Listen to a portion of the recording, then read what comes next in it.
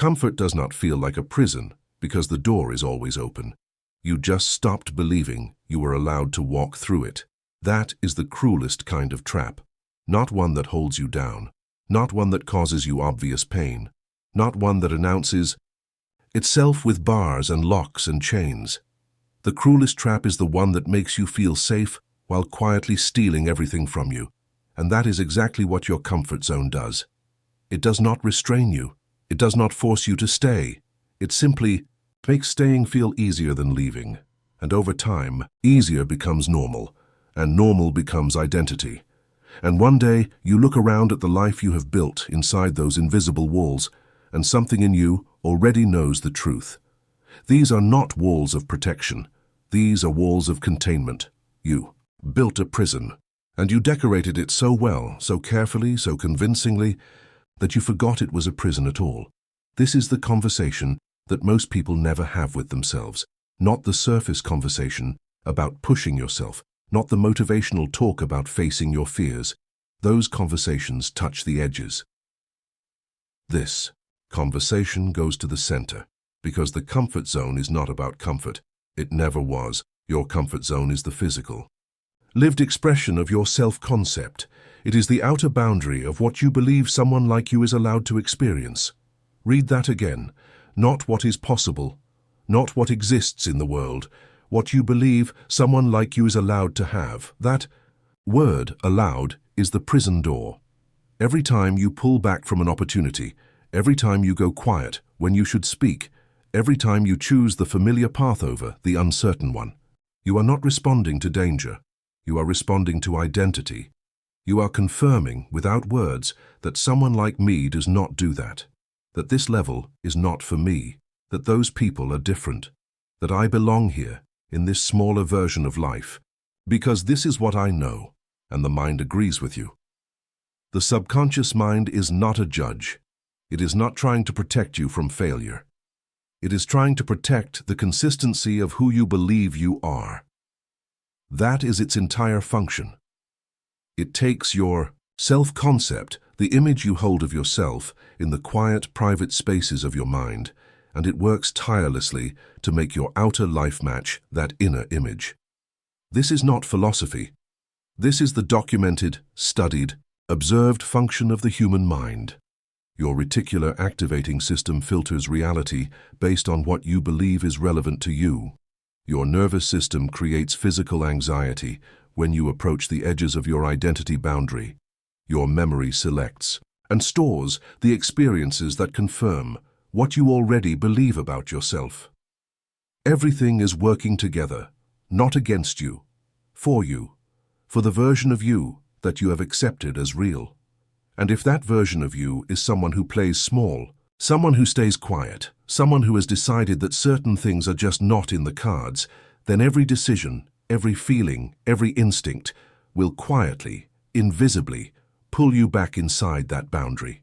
You will feel it as anxiety. You will call it doubt.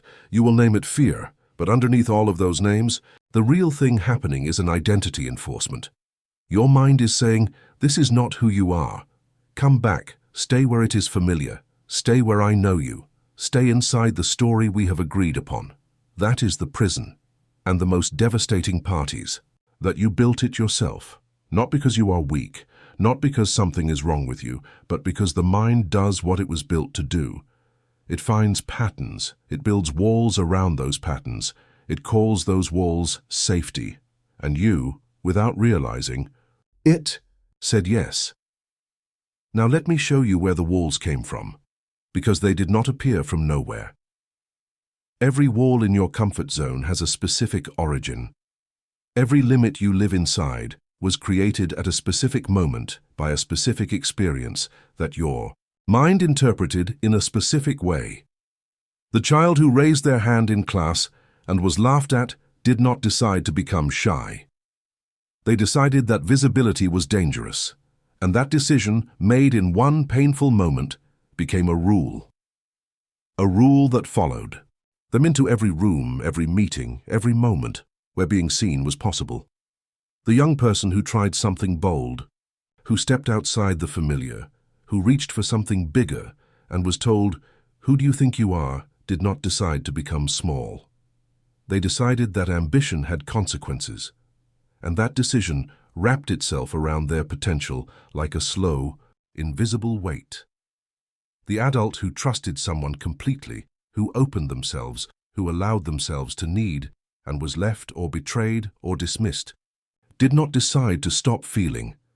They decided that openness was weakness, and now they stand at the edge of every real connection, telling themselves they are just private, telling themselves they do not need people, telling themselves this is strength, when, really, it is an old wound running a current life. Your comfort zone is a museum of old decisions, and every exhibit in that museum is a moment you survived, misread, and turned into a permanent rule. You survived rejection, and the rule became, do not put yourself out there. You survived failure, and the rule became, do not try things that matter. You survived being told you were too much, too sensitive, too ambitious, too different, and the rule became, make yourself smaller. Make yourself acceptable. Make yourself easy to keep. And now you live inside a life built entirely from those rules, not from your actual capacity, not from what is genuinely possible for you, from old conclusions drawn from old pain, by an older version of you that no longer exists. That version of you was doing the best they could.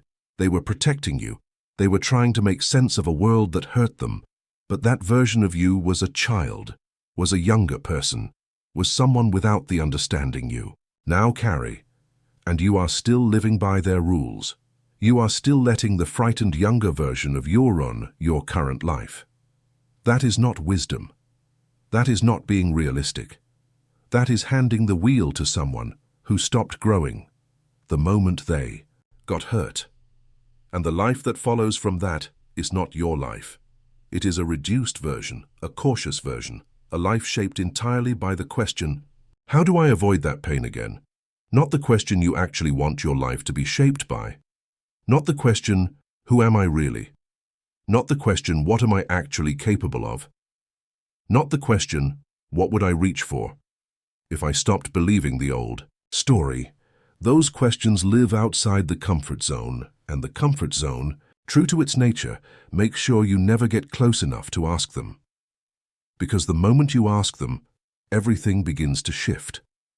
The moment you stop calling the walls protection and start calling them what they are, the moment you stop defending your limits and start questioning where they came from, something in you that has been very, very quiet begins to speak. Not loudly, not dramatically, quietly. With a kind of certainty that does not need to be aggressive. It simply says, this is not all there is. This is not all I am. I was built for more than this room. And that voice, that quiet, certain voice, is not fantasy. It is not delusion. It is not wishful thinking. It is the part of you that has never accepted the story, the E. Part that kept a small flame going through every year of playing small. The part that already knows the door is open. The part that has always known. And the work, the real work, is not to force yourself through that door with gritted teeth and white knuckles. The real work is to begin to question who you decided you were, and whether that decision is still the truest thing about you.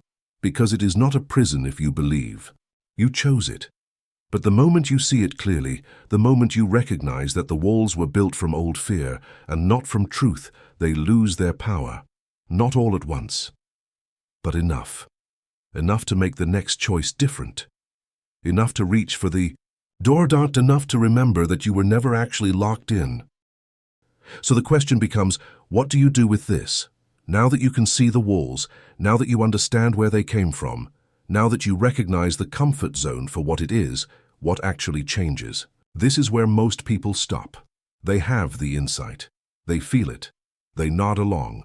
They say, yes, that is me. Yes, I see it. And then they go back.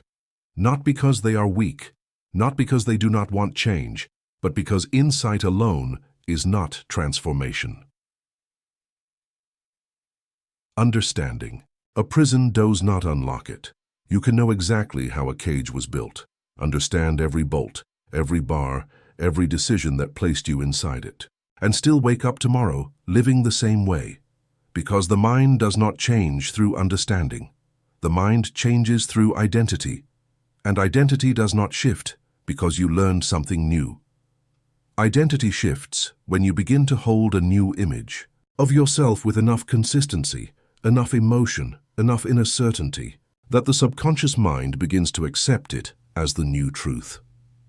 This is the work, not the work of forcing yourself through uncomfortable situations until you build tolerance. That is behavioral conditioning. It can work on the surface, but it leaves the root untouched. The root is always the image you hold of yourself, in the silence, in the moments between doing, in the private conversation you have with yourself about who you are and what you deserve and how far you are allowed to go. That image is everything, because the subconscious mind does not respond to what you do. It responds to what you are convinced you are.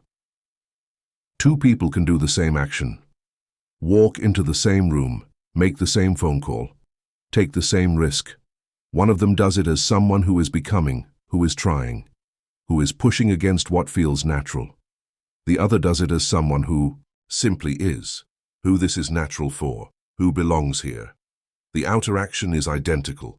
The inner identity is completely different, and the results, over time, will be completely different. Because the world does not respond to your actions as much as you think. It responds to the energy beneath your actions. The certainty, the self-concept, the invisible signal that says I belong here, or the invisible signal that says I am not sure I should be here. People feel that signal. Opportunities respond to that signal. Your own nervous system organizes itself around that signal. So the question is not, how do I do more? The question is, who am I being while I do it? What is the self-concept underneath the action? And if the self-concept underneath the action is still the old one, still the limited one, still the one built from every rule, every old wound created, then no amount of action will move you past the walls. You will work harder, you will push further, you will grind and force and discipline yourself, and you will find that the ceiling follows you.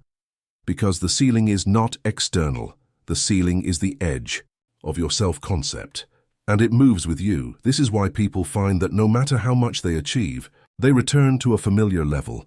No matter how much money they make, they find ways to spend it down to a familiar number.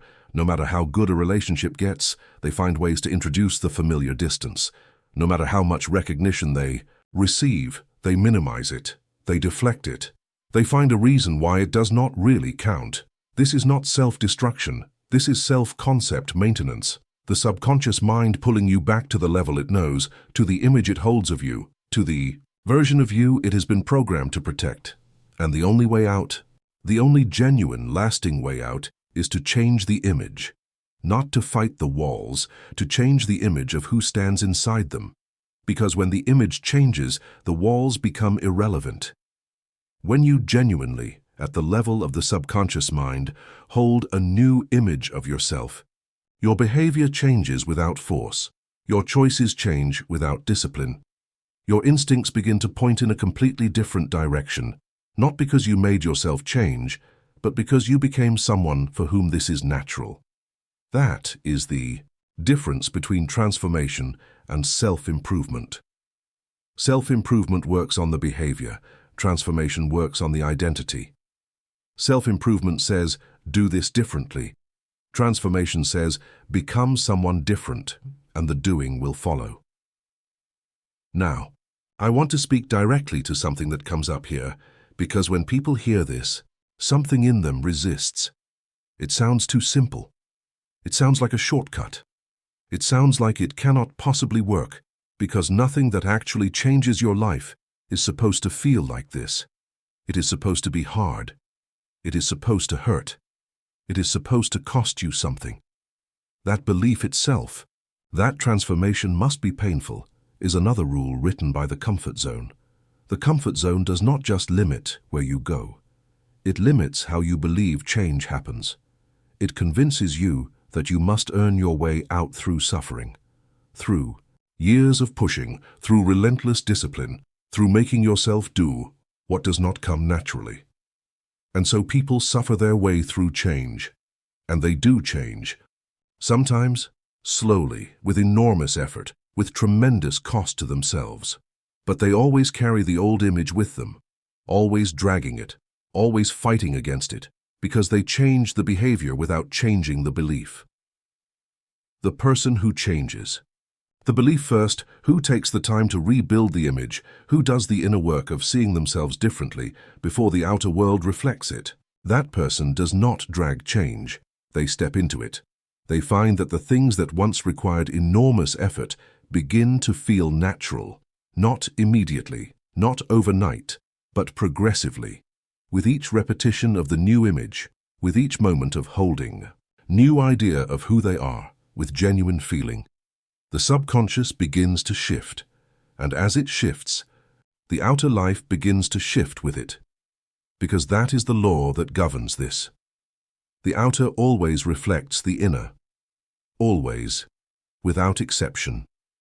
Your current life, every part of it, is a mirror of your current self-concept. The relationships you have, the money you earn, the opportunities that find you, the way people treat you, the things you feel you deserve, all of it. A precise, accurate, unavoidable reflection of the image you hold of yourself at the level of the subconscious mind. This is not a comfortable truth, but it is a liberating one. Because if your outer life reflects your inner image, then changing the inner image changes the outer life. You are not at the mercy of circumstances. You are the architect of them, not consciously, not deliberately, not in the way you plan a calendar or write a list, but at the deeper level, the level where belief becomes expectation, and expectation becomes experience. You have always been creating this. The question was never whether you had the power to shape your life. The question was always what image you were using to shape it. And for most people, the image was inherited, pieced together from old experiences, assembled from what others said about you, built from the conclusions you drew in your most painful moments, not chosen, not deliberate, not truly yours, a version of you that someone else's. Words created, that old fear reinforced, that the comfort zone calcified into something that felt like fact. But it was never fact. It was always just a story. Very old story, a very consistent story, a story told with so much repetition and so much emotional weight that it became invisible. Invisible the way walls become invisible when you have lived inside them long enough. The walls stop looking like walls. They start looking like the edge of the world, and that, right there, is the full power of the comfort zone. Not that it stops you from trying, but that it stops you from seeing how much further the world actually goes, beyond the familiar, beyond the manageable, beyond the story you have been living inside. There is a version of your life that you have not yet allowed yourself to see clearly. Not because it does not exist, but because the image you hold of yourself has not yet expanded enough to include it. That is what we are changing. Not your circumstances. Not your situation, not the conditions of your life, the image, the one thing that changes everything else. So how does the image actually change? Not theoretically, not as a concept, practically, in real terms, in the way you actually experience it from the inside. Because this is where the conversation has to become specific. This is where it has to land in your actual life, not in an idea, not in an inspiration, in you. The image changes through repetition of a new inner experience, not repetition of action, not repetition of behavior, repetition of an inner state. A feeling, a knowing, a quiet, settled sense of who you are that you return to again and again until it becomes the dominant voice inside you. Right now, the dominant voice is the old one, the one built from old decisions, the one that knows your limits by heart, the one that speaks up every time you approach the edge of what you have allowed yourself. That voice did not become dominant overnight. It became dominant through thousands of repetitions, thousands of moments where you confirmed the old story, where you pulled back, where you played small, where you agreed, silently and automatically, that this is as far as I go. You did not build that voice with effort. You built it with consistency, and consistency is the only tool you need to build the new one. Begin with the image itself, not a fantasy, not a wish, a clear, specific, felt sense of who you are when you are no longer living inside the old story.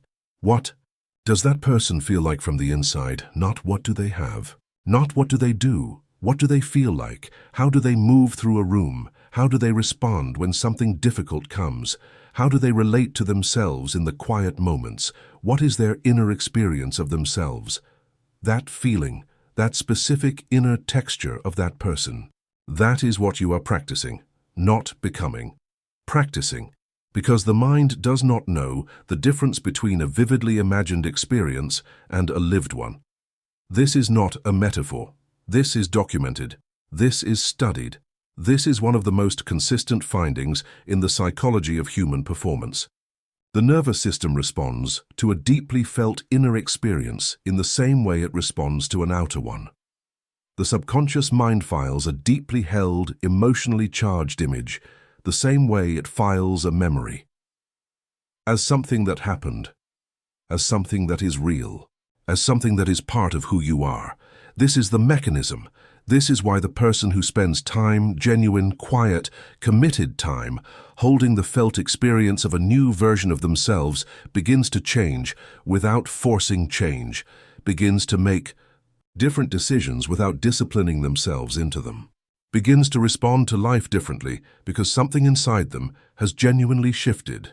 Not performed a shift, not intellectually accepted a shift, actually shifted. At the level where the subconscious mind holds its records, at the level where identity lives. Now here is what this looks like in the moments of your actual day. It looks like catching the old voice and not arguing with it, not fighting it, not trying to silence it through willpower, simply recognizing it. There it is again. That is the old story. That is the rule written by the old wound. That is the comfort zone doing what it was built to do. And then, without drama, without force, returning to the new image. Who am I now? What does the new version of me think about this moment? How do they see this situation? What is their natural response? And choosing gently to respond from that place. Even when it does not feel natural yet. Even when the old feeling pulls. Even when every instinct built from the old story says, this is not you. You respond from the new image anyway, not because you have convinced yourself completely, but because you are practicing a new kind of consistency. A consistency that will, over time, with patience, with gentleness toward yourself, become the dominant voice. This is not a quick process. I will not tell you otherwise, because real transformation is not an event. It is a direction you choose and then keep choosing. Day after day, in small moments and large ones, in private when no one is watching, and in public when everything feels exposed, you keep choosing the new image over the old comfort, and something begins to happen. The walls begin to feel less like walls and more like suggestions. The anxiety that once stopped you at the edge of your comfort zone begins to feel different. Not gone, not always gone, but different, because you begin to recognize it for what it actually is. Not a warning, a signal that says you are at the edge of the old identity. You are at the place where the old story yearns to send you back. And now, instead of turning around, you know to stay, to breathe, to feel the discomfort, without interpreting it as danger. To recognize that this feeling, this specific feeling of being at your edge, is not the feeling of something going wrong. It is the feeling of something expanding. It is the feeling of the identity growing beyond its old walls. And growth always feels uncertain. Growth always feels unfamiliar. Not because something is wrong, but because familiar is exactly what you are leaving behind. You are not supposed to feel comfortable at the edge of your comfort zone. That would defeat the entire purpose. The discomfort is not a problem to solve. It is a sign to read. And what it says, when you know how to read it, is this. you are becoming. Right here, right now, in this moment of uncertainty, in this moment of not knowing, in this moment of standing at the edge of everything you built to stay safe, you are becoming. And the person you are becoming does not need the walls. Not because they are fearless, but because they have changed their relationship with fear. They no longer treat fear as a verdict. They treat it as a companion, a signal, a natural part of moving through unfamiliar territory. They feel it and keep going, not through force, through identity. Because someone who genuinely knows who they are does not stop at the edge of the old story. They recognize the old story as exactly that, old, finished, no longer the truth of who they are, and they walk through the door, not with dramatic courage, not with white-knuckled resolve, but with the quiet certainty of someone who has already decided. That is what you are building toward.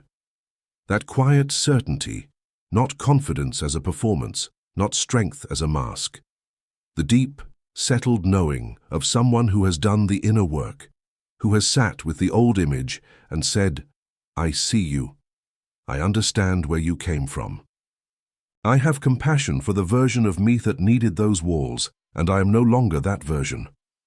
That release, that moment of genuine release, is not a rejection of your past. It is a completion of it.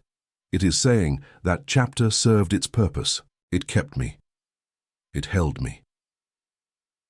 It protected me when I did not know another way, but I know another way now. And the new chapter does not begin with a different set of circumstances. It does not begin when someone gives you permission. It does not begin when the fear disappears. It does not begin when you feel ready. It begins the moment you decide that the old image is no longer the truest thing about you. That moment is available to you right now, not tomorrow, not when things are easier, not when you have more evidence that you are capable. Right now, in this moment, with everything exactly as it is, with the fear still present, with the old voice still audible, with the walls still visible. You can choose a new image. You can decide quietly and completely that you are someone for whom these walls were temporary. Someone who was always going to outgrow this room, someone who was always going to walk through that door, not because of what you have achieved, not because of what you have proven, but because of who you have decided you are. That decision is the most powerful thing available to you. More powerful than any strategy, more powerful than any plan, more powerful than any amount of external motivation, because motivation fades.